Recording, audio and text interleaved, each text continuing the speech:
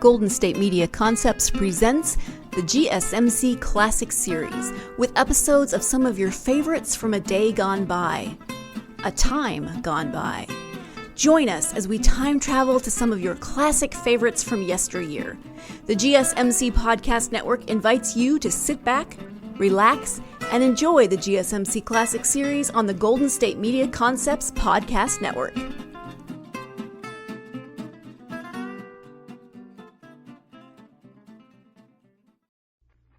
What time is it? It's time for the Abbott and Costello Show. We're on the air for ABC here in Hollywood. Well, what are we waiting for? Let's go with the Abbott and Costello Show.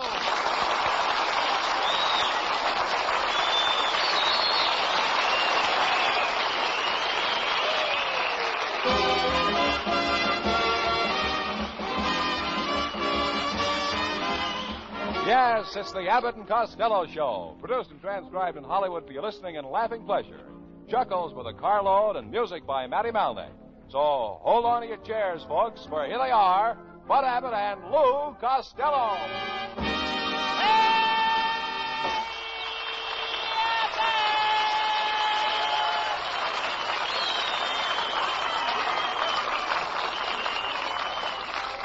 All right, stop that racket. Where have you been all afternoon? Where have I been all afternoon? Yeah. I took a tour of the movie stars' homes. I passed Gregory Peck's house and said, gee, I'd like to have his Cadillac. Then I passed Clark Gable's house and I said, gee, I'd like to have his yacht. Then I passed Harry James' house and I said... Yes? What would I do with his trumpet? You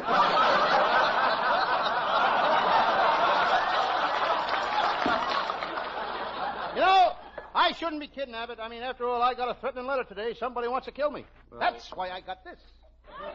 How many people listen to you every week, Costello? Well, let me see. You only get about 12 million. That's amazing. Then I got... Oh, you mean that I got so many listeners? No, now that you only got one threatening letter.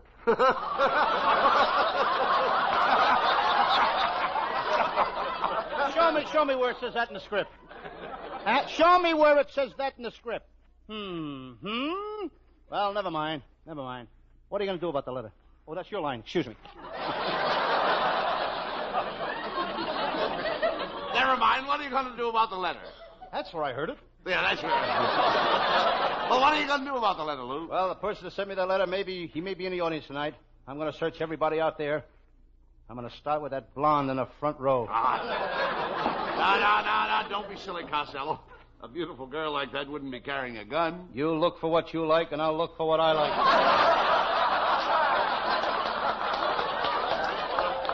You aren't so ignorant and stupid you wouldn't pay any attention to the letter. Oh, stupid and ignorant. I was very smart in school. When a teacher asked a question, I was always the first one to raise my hand. You are? And sometimes it was to answer the question.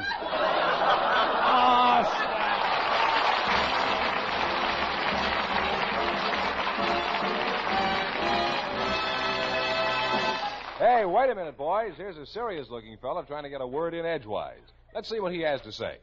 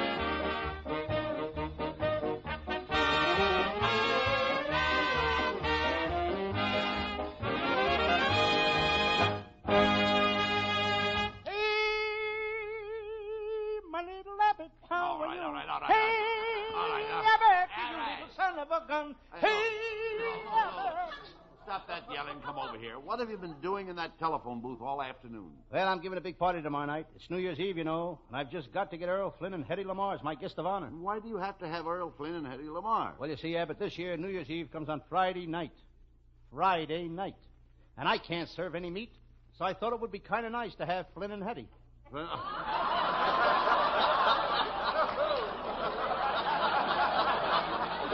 never mind that. Is your brother Pat going to have a nice New Year's this year? Oh, yes. You know, this is the first year since he's been out of the Navy, Lou. Yes, he's very happy about it. The Veterans Committee got him an apartment for $250 a month. Does he like... Does he like it? Yes, him and his wife and his baby and his father-in-law and his mother-in-law are all living there in one room. Well, isn't it kind of crowded? Only at night when the landlord backs his car in.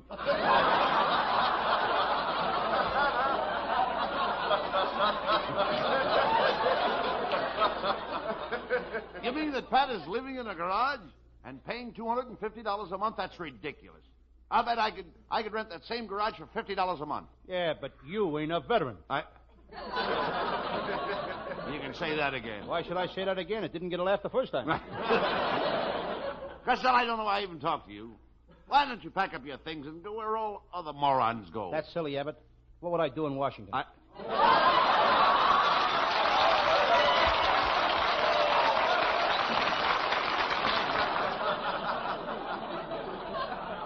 Well, never mind that. I want you to remember that 1949 is only a couple of days off.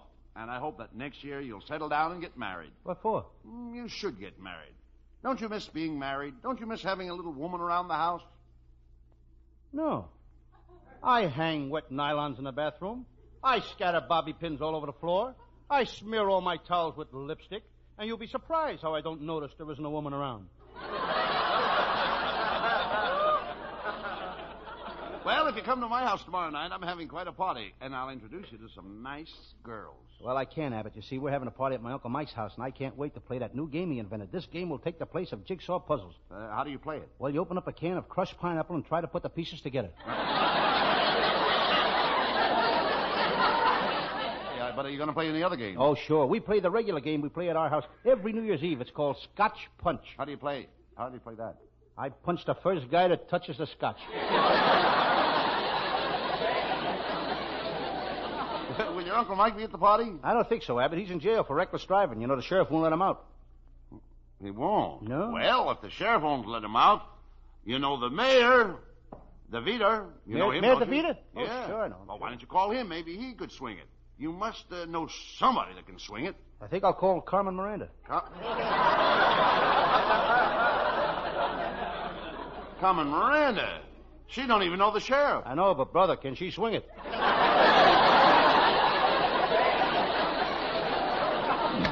Oh, Mr. Costello, you've got to help me. What's the matter, young man? Well, my wife wants to send me to a sanitarium. Why? Because I like French fried potatoes. What's wrong with that, young man? I love French fried potatoes myself. You do, Mr. Costello? Certainly. Then you must come over to my house. I've got trunks and trunks just full of French fried potatoes.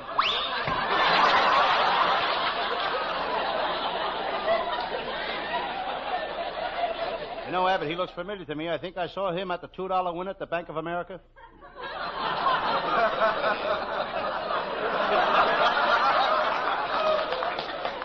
Wait a minute. I've heard of a paying window, a receiving window, and a loan window, but since when have they got a $2 window at the Bank of America? Ever since the president went out to Santa Anita, so the business are doing with theirs.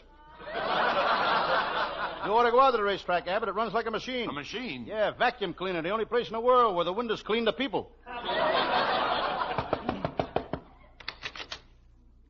I hope you'll pardon the intrusion, boys, but you remember me. I was candidate for representative from your district. Oh, politician Harry Brown. Yes, gentlemen, yes.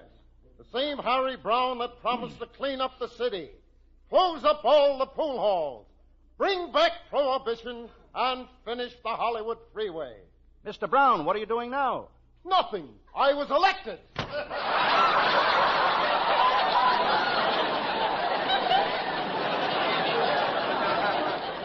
By the way, Costello, I want to thank you for inviting my sister, my wife and sister, Babe, to the Rose Bowl with you next New Year's Day. But I still can't understand why you invited them. Very simple, Abbott. Both your wife and your sister, Babe, have peroxide blonde hair. What's that got to do with it? Well, they're all out of tickets, and I figured I'd better bring my own bleachers. Well, good evening, boys. Well, look, Costello, it's our secretary, Viola Vaughn. Well, Viola Vaughn, you give me the wrong place, kid. Costello, you ought to be ashamed of yourself. Viola has only been in California a short time, and you should try to make her feel at home. Say something nice to her. All right, Viola, old girl, it's been frightfully nice seeing you again. Frightfully nice. Oh, thank you, and it's been frightful seeing you again.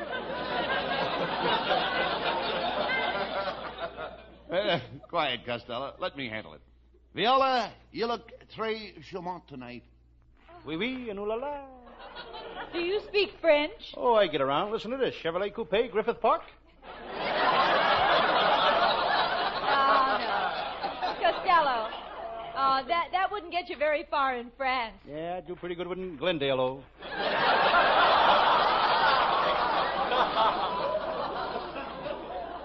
Pay no attention to him, Viola. How would you like to come over to my house New Year's Eve for a little late supper? Is it going to be a buffet? Is it going to be what? Buffet. Abbott, don't be a dope. You know what buffet is? That's French for let's go to the table and slug it all among ourselves.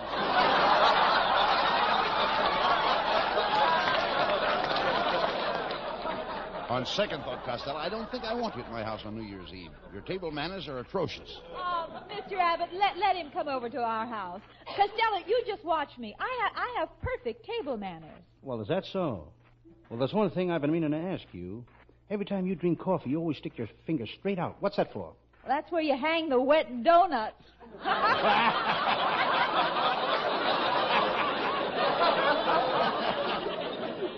Viola, that was very, very funny, and all I can say to you is what the skunk would say to his brother.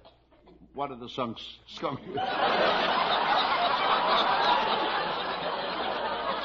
I still would like to know what page you're on. What did the skunk say to his brother? I beg your pardon? What did the skunk say? All right, folks, we all go back to page 16. What did the skunk say to his brother? Got your teeth back in, eh? Answer the question, yes or no. I'll just have it just once more. What did the skunk say to his brother? You do, too. You do...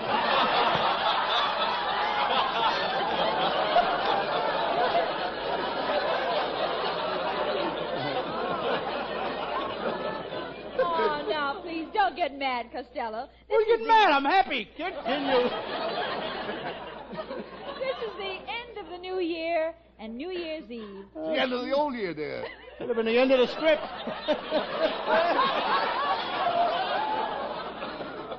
What did you say, honey? This is the end of the old year and New Year's Eve.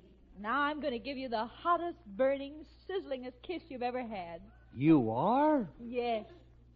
Attention, New York and Chicago. Stay tuned in. This may be just what you need to melt the snow off your streets.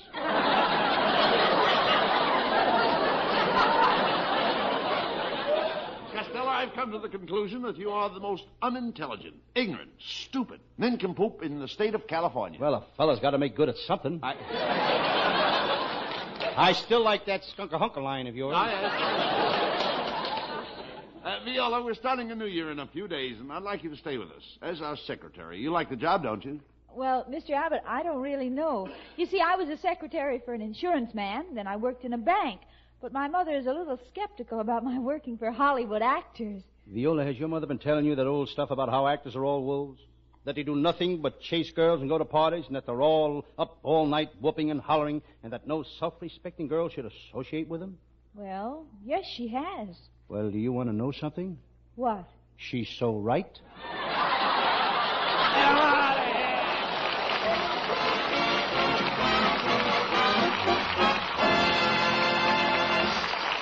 Yeah, I hate to break it up, man, but it's time to change the subject for just about 60 seconds.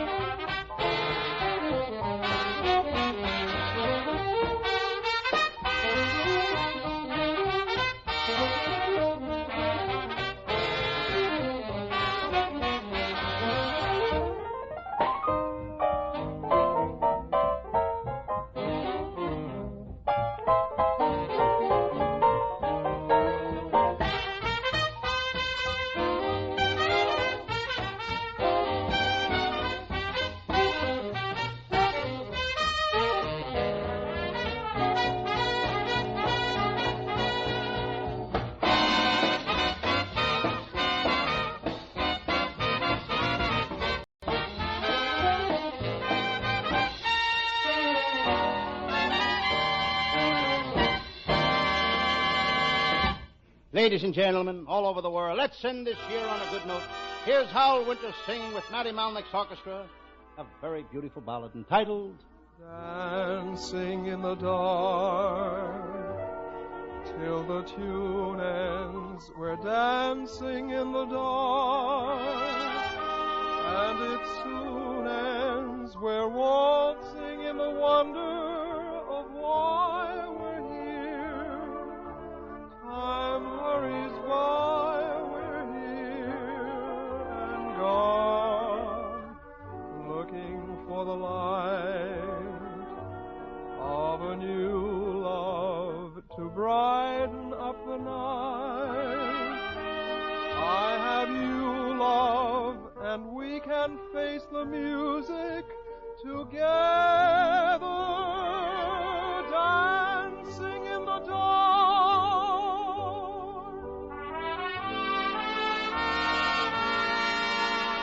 What though love is old, what though song is old, through them we can be young. Hear this heart of mine, make yours part of mine, dear one. Tell me that we're one.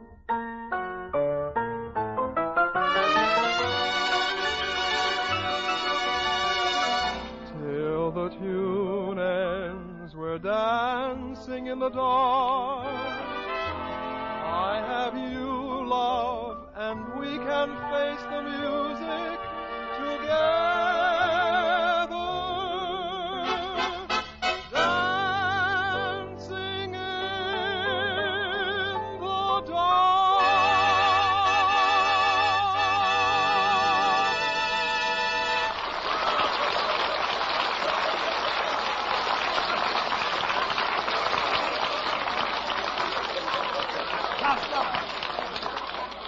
Come over here. What are you writing in that little book? I beg your pardon? What are you writing in that little book? What are you perspiring for? I'm asking you, Costello, here. What are you writing in that little book? I got 4 New Year's resolutions written in here, Abbott. For 1949, here's what I'm going to do. Resolution number 1, I resolve to improve my handwriting. Now, that's good.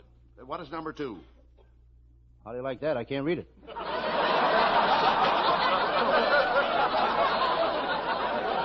Well, skip it. What's number 3? Love thy neighbor. And number 4? Move next door to Hetty Lamar.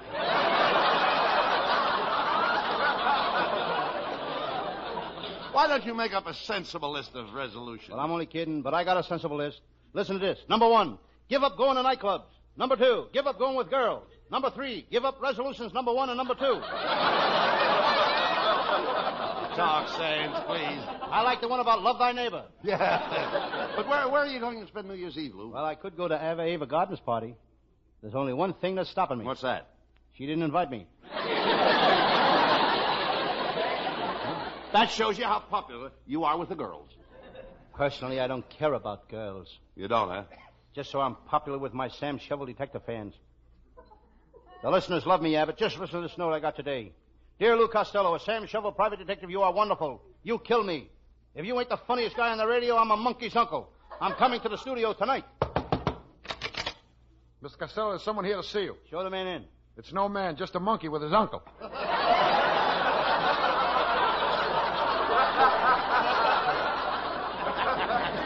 Well, never mind him, Costello. What is your Sam Shovel detective mystery about tonight? It's one of my greatest cases, Abbott. I call it the murder at the radio quiz show, or I've got a body in a balcony, Doctor.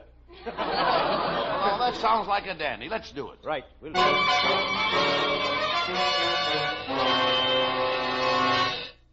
Yes, I'm Sam Shovel. Sam Shovel, private detective. I'll take any kind of a case. If you need a detective to shadow somebody, call me. If you need evidence for a divorce, call me. If you need a detective with courage and fortitude, call me. If your life is threatened by a mob of desperate armed criminals and you need somebody to shoot it out with them, there's plenty of other detectives you can call. As I sit here at my desk, I decide to read. I pick up my newspaper.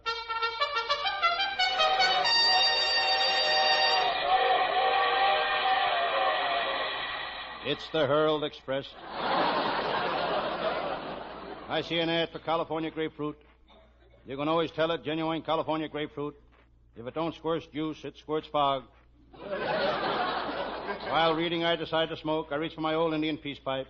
It's a genuine old Indian peace pipe. Instead of tobacco, it's filled with pieces of old Indians. I glance out the window at the beautiful secretary across the hall. She's wearing a new mink coat she got for Christmas. She got that mink coat the hard way. The hard way. She bought it herself. I hear a strange sound coming from the dentist's office next door. Molars, right face, bicuspid, squad's left. He's drilling somebody's teeth. My ceiling just cracked. A piece of plaster fell on my desk. There's something written on the plaster. It's as wide as a chicken crossed the street. It's corn plaster. My ceiling is full of old cracks. So are my writers. On my wall, I notice a picture of Trigger Finger Tessie. What a girl. She shot from the hip and she could hit anything. Then one day she bought a gun. But she threw it away. She found out she could hit more people with a hip. Tessie was a gun moll. Every time she started to pull a job, I cooked her goose. In Cleveland, I cooked her goose. In Boston, I cooked her goose. In Albany, I cooked her goose. And one day, she asked me to marry her.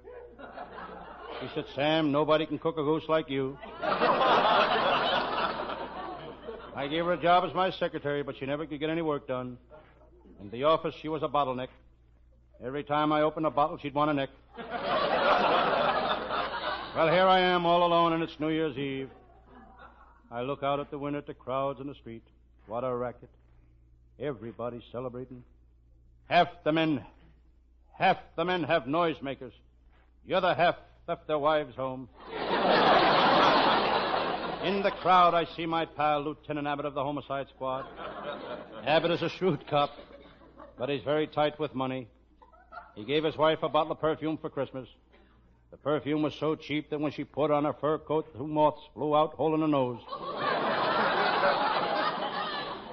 Lieutenant Abbott is a drinking man. And how? He loves beer. But in 1949, he's going on a wagon. Not because he wants to quit drinking, but he figures if he goes on a wagon, he'll have to be that much closer to the beer.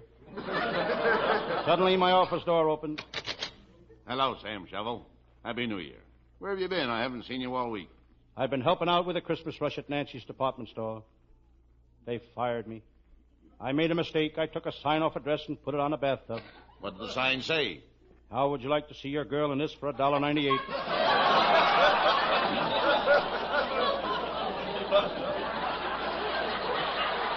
Never mind that, Sam. Are you coming to my house to play poker? None of your wife is going to play. What's the matter with my wife? She's a great poker player. My wife has a real poker face. Every time I see her, I want a poker face. What a New Year's Eve. The police department is going nuts with the traffic problem. I wonder how Officer McShane is doing on Hollywood and Vine. Officer McShane is now at Sunset and Figueroa. Who moved him away down there? Brand new red Hudson going 90 miles an hour. Forget about that. Are you going to a nightclub to celebrate New Year's Eve? Not me, Lieutenant Abbott. It's too expensive. I went to a Hollywood nightclub Saturday night. Ringside tables were $50. The last row was $25. Cost $5 way back at the bar. I paid 50 cents. Could you see the show? Yes, I did. But it was very annoying.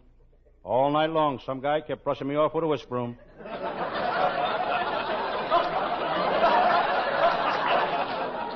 Look, why didn't you come to my house tonight, Sam? It'll be a swell party. Bring that cute little redhead you met yesterday. I had her out last night. We went to Griffith Park and sat on a bench. Every time I kissed her, she pulled her hair out of her head. Well, bring her to the party. Lieutenant, how would it look for me to walk into your house with a bald-headed girl? I know who I'll bring. Gertie. Gertie, she's a swell at a party. She's a scream. Does she play piano? No. Does she sing? No. What does she do? She screams.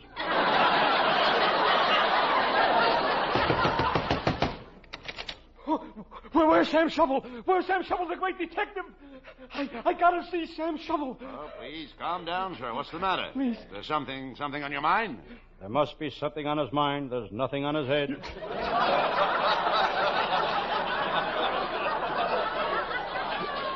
Stop joking, Sam Shovel. You gotta help me, please. There's something the matter with my wife. She's asleep. I can't wake her up. Sam, I can't wake up my wife. Have you tried shaking her? Shaking her? I've been doing better than that. For the past 2 hours, I've been hitting her on the head with a hammer.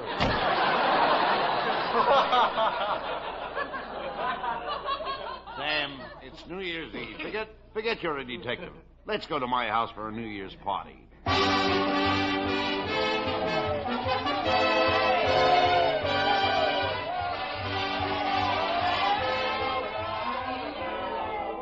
Well, Sam, how are you enjoying the party? Fine. Attention, everybody. We're going to play games. Now, everybody's got to get up and do something to entertain. Hey, let Sam Shovel get up first. Hey, Sam Shovel, come on. Friends. Come on, Friends and countrymen and other stuff that goes with it. I'll do the best I can to entertain you. But remember, I'm just a private detective. I'm not an entertainer. You can say that again. Who's that, Lieutenant? The president of ABC. I had to invite him. As I said before, friends, I'll do my best to entertain you. How would you like to see some of my famous magic tricks? Okay, Sam. Okay, now, Lieutenant Abbott, may I borrow your handkerchief? Thank you. Now, Mr. President of ABC, may I borrow your watch? Okay, here. But be careful with it. My wife gave it to me for Christmas. Good. Now watch me carefully. First, I wrap the watch in the handkerchief. I tie 4 knots in the handkerchief. Now I place it on the floor and jump up and down on it like this.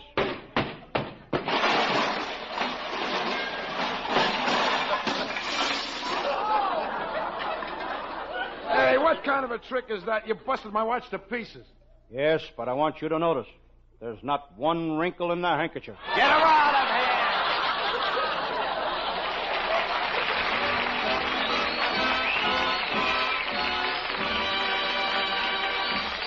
Abbott and Costello will have the last word as usual. But before they do, we'd like you to ponder this.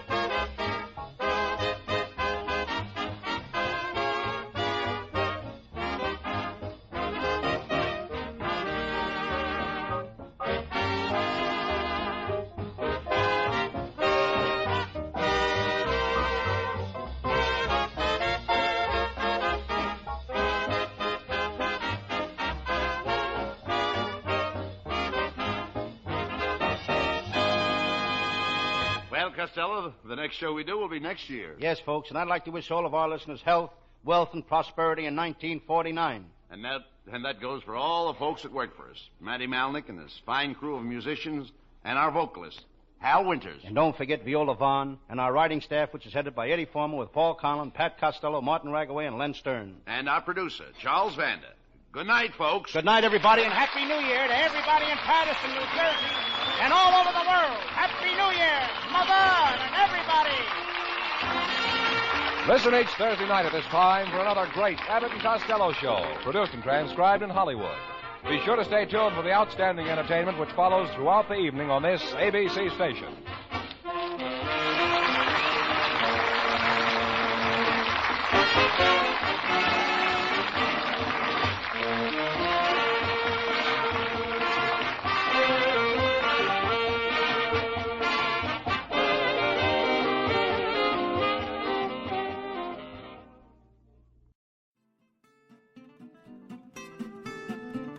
You've been listening to the GSMC Classics series, part of the Golden State Media Concepts Podcast Network.